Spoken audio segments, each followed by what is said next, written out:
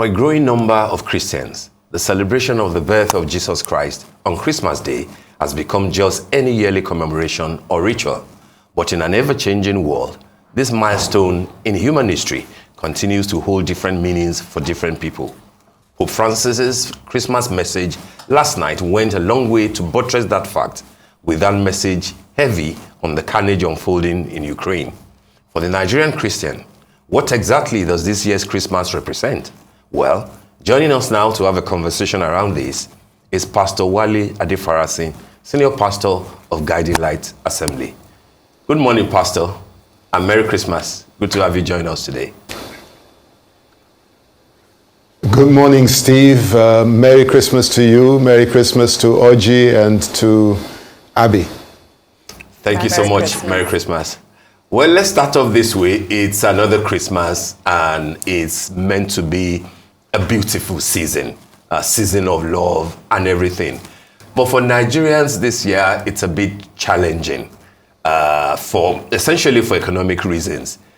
How do you think that the birth of Jesus is being celebrated today, and what should be the guiding light in this type of celebration at a time like this when people are really on the edge? Well, Christmas is a celebration of Jesus. We're celebrating Jesus coming into the world. We're celebrating God himself taking on the form of a man so that he could save mankind from sin. So it doesn't need all the consumerism that we have. It doesn't need money to celebrate. It's just that each family, to the best of their ability, is celebrating God with us, that God saved us from darkness. So that's the essence of Christmas. Now for Nigerians, we have a lot to depend on Jesus for, to get us out of the mess that we're in. Right, it's good that you've mentioned that. Of course, beyond the festivity around it, as we were debating earlier in the studio, it's very interesting to know what the key messages around Christmas are, that embedded in the spirit of Christmas is. Sometimes that's misconstrued to consumerism, or some people just say, neighborliness and friendly giving. Do you believe that has been reinforced over time in the minds of Christians? It's a difficult thing to say because we have all kinds of messages coming out of different pulpits about Christmas, about the responsibility of the church. I think for me, the overriding thing is, can the church do what Jesus would have us do in our role in our nation? Okay. Jesus said to the church, you are the salt of the earth. You are the light of this world. Can we be that so that our nation will be rescued, and when we celebrate Christmas, people will be able to give freely as God also gave of his only begotten Son? Those are the things that come uppermost in my mind about Christmas. What are we doing as Christians to help our nation? Well, I like that point, and that's where I'm going. Let us just explore that, the virtues of being a follower of Jesus Christ at this point in time. And now, how can Christians in Nigeria meaningfully contribute to the ongoing efforts to salvage the nation, as you have said, in distress? Well, there is the saying, as goes the church, goes the nation. And by church, I mean followers, as believers in Jesus Christ. As goes the church, goes the nation. And I must admit that in many ways the church has failed in its responsibility to the nation. First of all, there's the erroneous doctrine that gives the devil so much power that it takes the anointed man of God to deal with the devil. And that robs people of actually having a relationship, an intimate relationship with Jesus Christ. And they rather have a relationship with the anointed man of God. And then there's the fact that we become so materialistic and the prosperity preaching from the pulpits is preaching primarily the individual prosperity before national prosperity. But God's heart is that nations prosper, and when nations prosper, individuals prosper. So the church has a lot of correcting to do if it's going to be of service to the nation. All right, Pastor. So what do you then say to those who are still confused by the consumerism that seems to have taken over the whole celebration of Christmas? Many people would just want to go to church, but then when they see things around them, things that they can't afford, the sort of festivities that they can't participate in, they get confused, and they are, they go into the struggle of, we don't want to be left out. But there will be a good chunk of people, particularly in Africa and especially in Nigeria, who just can't measure up. And if you remember the songs are by the band Aid, do they know it's Christmas? It will appear as if that applies to a number of Nigerians who are struggling between the real essence of Christmas and then the consumerism that has taken over. What would be your message for such people who are struggling to get it right? Well, I'm going to answer that question in two parts. The first thing is the emphasis of Christmas should be on giving and not receiving. And what we've done in the past is we've trained our children to think of what they're going to get for Christmas. So we've made the emphasis what they will receive. Rather, we should put the emphasis on what they will give. And when we do that, we're teaching people to give out of their little resources. A child doesn't have money, but the child may have an old teddy bear or an old doll or an old toy that can be given to a less privileged child. So we want to teach our children about giving more so than about receiving. Now, if you are confident in your own skin, I cannot afford to give the greatest gifts to members of my family, but I'm confident in my own skin that it doesn't matter what anybody else gives, I give what I can afford. And that is because I have a relationship with God, I have a relationship with Christ, and in that relationship, I have learned to be content with where I am. So at the end of the day, the second answer to your question is build your relationship with God, and you will be content where you are. All right, Pastor Adefarasin, let's steer the conversation a little bit away from Christmas Day and look a bit more at a topic we have discussed quite a number of times here on the show, given the current political season Nigeria is in, as OG alluded to earlier. Now, we've seen some clergymen in recent times and over time assert their respective political inclinations. When it comes to the church and politics, should these be mutually exclusive worlds, or is there in fact an important role for the church here? Well, the church has no role in partisan politics, but the church does have a role in politics. The church should encourage members of the church to join political parties and get involved with politics. Any party that you choose, join and get involved in politics. Unfortunately, the church must always be able to speak truth to power. And if you hobnobbing with power all the time, it lessens the effectiveness of the truth that you will speak. Now, at this point in time, there's a great furore about the elections that are coming up in a couple of months. And I am concerned that the elections and the change of government is not a panacea to Nigeria's problems.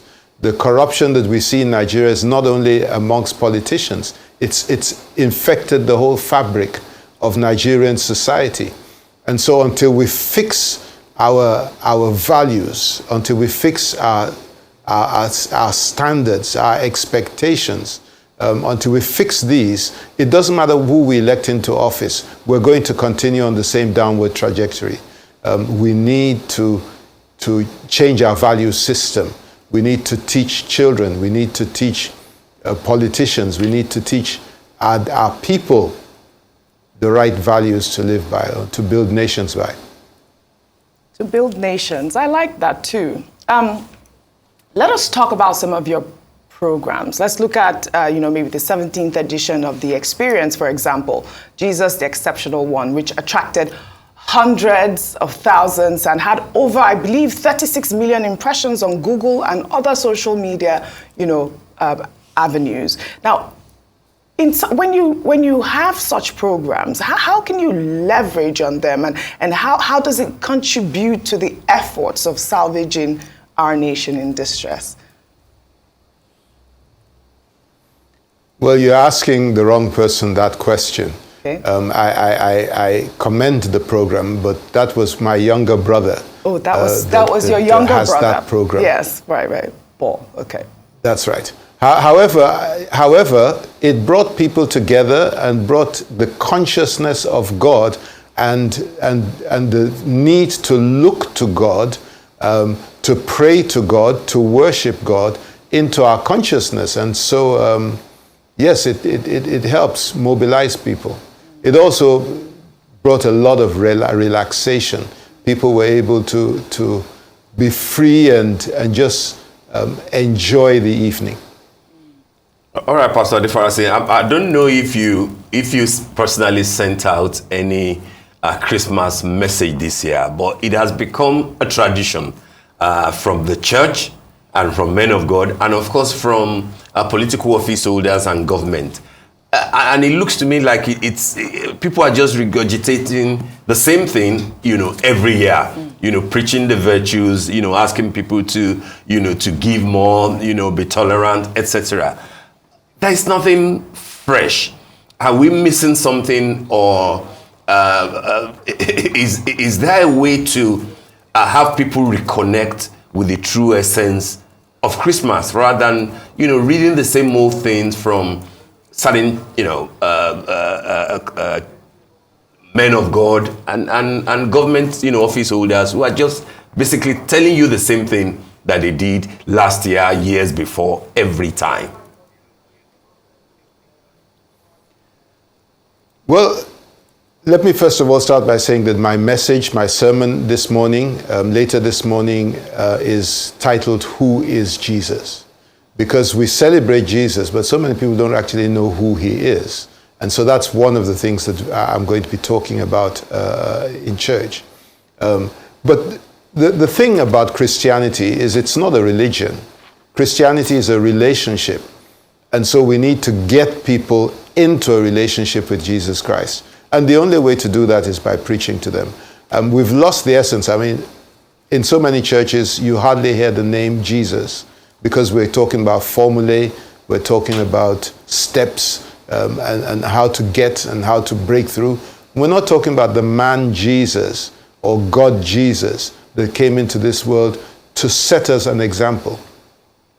So yes, I think that the essence is to get people into a relationship with God. How we do that, God inspires, and we look to God for inspiration. Well, Pastor, I wouldn't want to ask you to reveal what your sermon will be, but then when you say that, who is Jesus?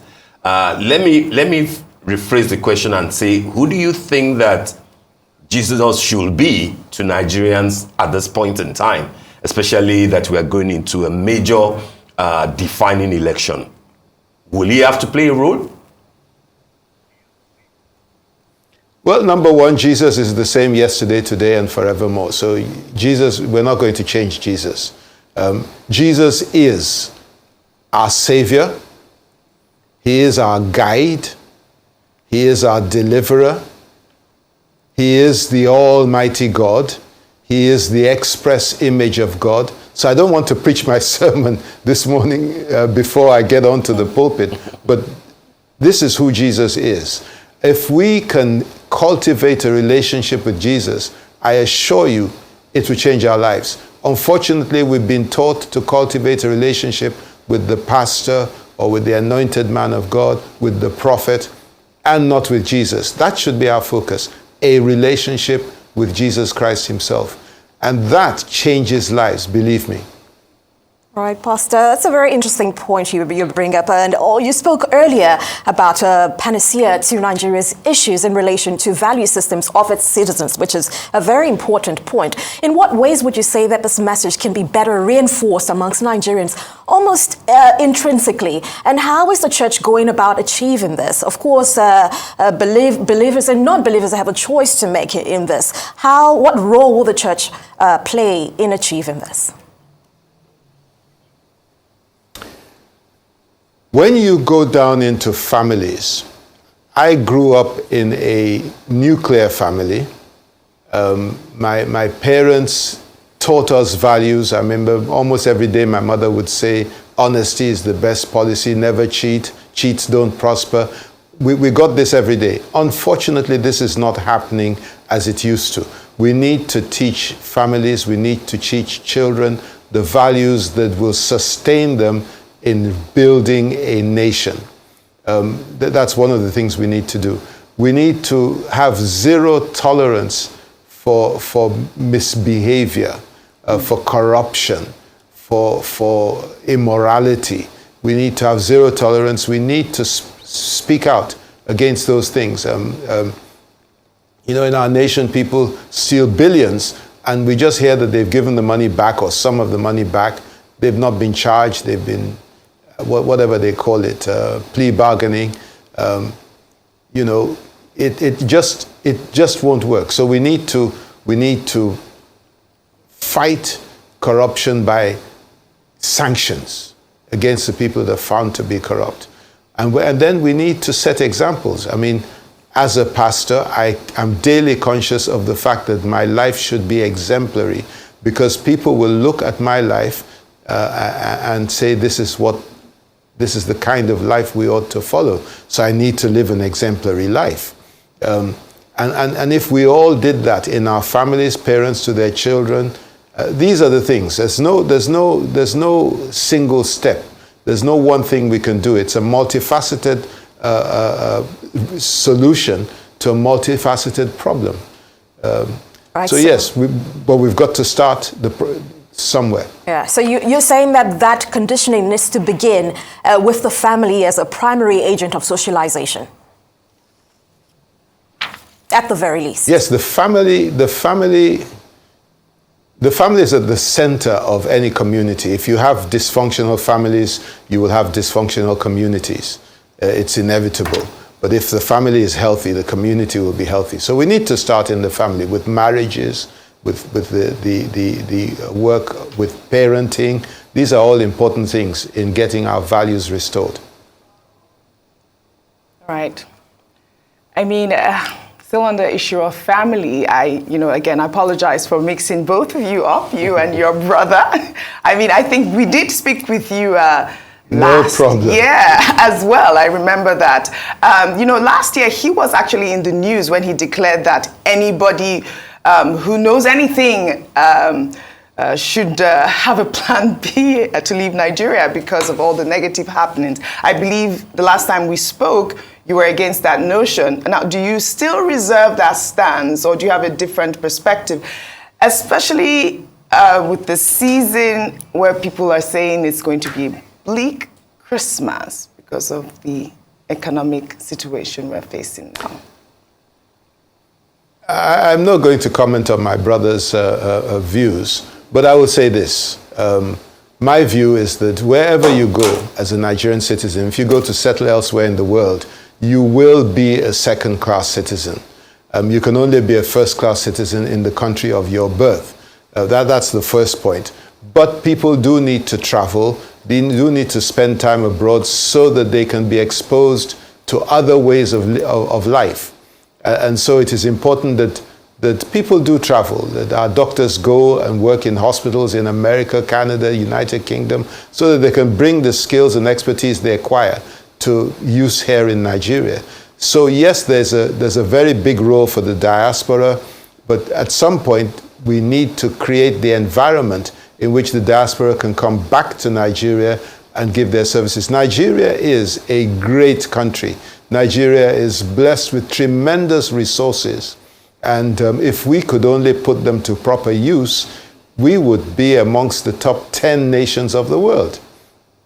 So yes, I believe that people will flee the economic downturn. That's inevitable, but hopefully we will get things turned around soon enough to stem that flow. All right, Pastor, please allow me to put my next question into A and B. And the first part, which is A, is I like the fact that you spoke about Nigeria and politics, especially for towards the next election, general elections that we have in February and March. And you said that it is what we need is not just a change of leadership, that we would need to fix the polity. And I'd like to ask you in specific terms, which areas do you think that Nigerians, particularly the voters, will need to examine and concentrate on if just changing the leadership alone cannot solve our problems?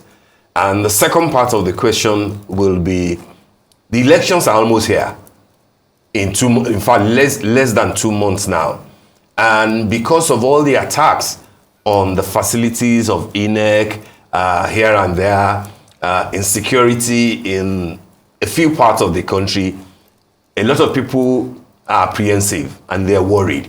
And people are like, will these elections hold in a manner that Nigerians will be satisfied? So my question to you, sir, is, do you think that these elections will hold in a way that Nigerians will feel that, yes, this has been conducted in a free and fair manner? In other words, have you heard from God that we can look forward to February and March, that indeed these elections will hold?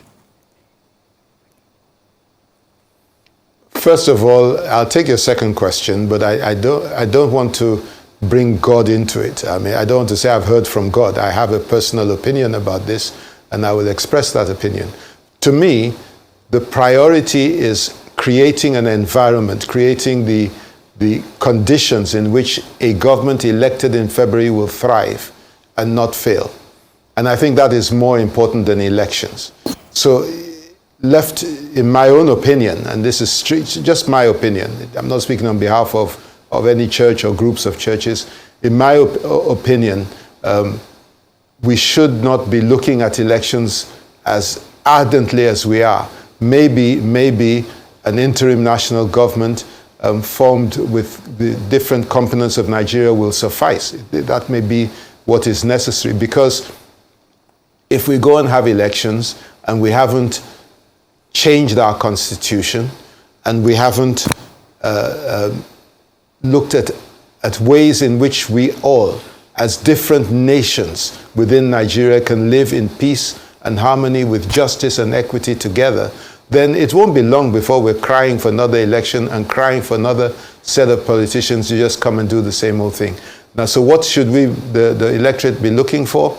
They should be looking for honesty, integrity, competence. These are the things that the electorate should be looking for in what they vote. Now, what I've said is a big package to digest, but over to you, Steve. Right. Well, let me just do a quick follow-up on that, and I appreciate what you have said. It's a big one to digest. But then the idea that you've just dropped on the floor is not totally new. I'm sure you will have had Dr. Adefarasin saying, who canvassed the same thing, and he's been on it since, I think, earlier this year, citing the same sort of reasons that you have mentioned. I think another pastor, I think it was Reverend Chris Okotie, who also mentioned the idea of an interim government. The question that a lot of people have been asking will be that, what will be the legal framework upon which this sort of arrangement can work? And why really do you think that this is what Nigeria needs now, rather than an election that will still produce the same result that won't be satisfactory to many Nigerians? Do you have a framework around how this can function within the next few months before the elections or after the elections? Well, first of all, there is absolutely no constitutional basis on which we could have an interim national government or any other form of government rather other than a new government elected in February and sworn in May. There's no constitutional basis. However, that should not stop us from looking for a way to do it. Now, peaceful means is my preference, but it may be that God will intervene in some way or the other and help us through this. This is where I believe in God will give us a miracle that will let us see reason and come to the table as Ijo, Igbo, Yoruba, Fulani, Tiv, Jukun, Yoruba, come to the table and say, how do we bring our diversity together so that we can live as a prosperous nation rather than constantly trying to dominate one another. Right, not moving away from the key I haven't answered your question totally. Well, you tried, sir, but I would have wanted a more specific way. Yes, God can intervene, but House elections are in 2 months. But then let me rephrase the question. Will you is your preference an interim government rather than what we're about to go into in February and March next year, sir? Personally to you. My preference is that we have a constitution that is arrived at through the people coming together and agreeing a constitution. Now, we have something that was done by Jonathan Goodluck, but hasn't been acted on. That may be a basis. My preference is that we have an arrangement which allows fairness, equality, and whether it is tribe or religion, that allows no domination one over the other. That's my preference. Now, as I said, I don't want to be accused of let me leave that there. All right. Usually this type of arrangement. All right, Pastor Adefarasin, no worries. On a much lighter note and away from politics, I promise. We know you have a program coming up shortly, but how will you be spending the rest of your Christmas day? And do you have a preferred regular annual tradition around the festivities? My children and grandchildren, the whole family will be gathered. Friends will come. We will eat together, share together, play together, crack jokes together, and have fun together. That's the way we spend Christmas Day. All right. Sounds great. All right. Okay, let us touch on the Pope's message this year.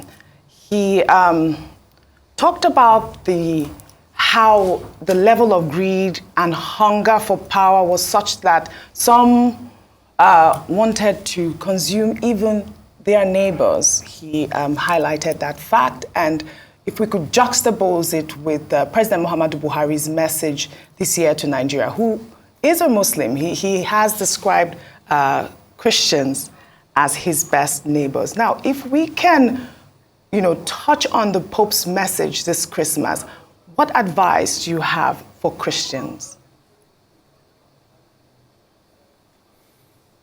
Well, the thing is that you're a Christian, or people were first called Christians because they showed the attributes of Christ. They looked at them and said, these must be followers of Christ because they behave like Christ behaved.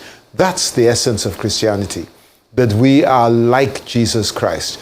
Jesus Christ was not greedy. Jesus Christ was not, in fact, he shunned power, or he shunned the attributes of power. And so I would say, read about Jesus, pray to Jesus, and be like Jesus. That's what will change the world. That's what will change the world. Thanks, Oji. Very well said. All right, be more Christ-like. We want to thank you so much, Pastor Adefarasin, for joining us this morning. It's been such an absolute pleasure having you. And a Merry Christmas, of course, from all of us here at The Morning Show. Have a good one.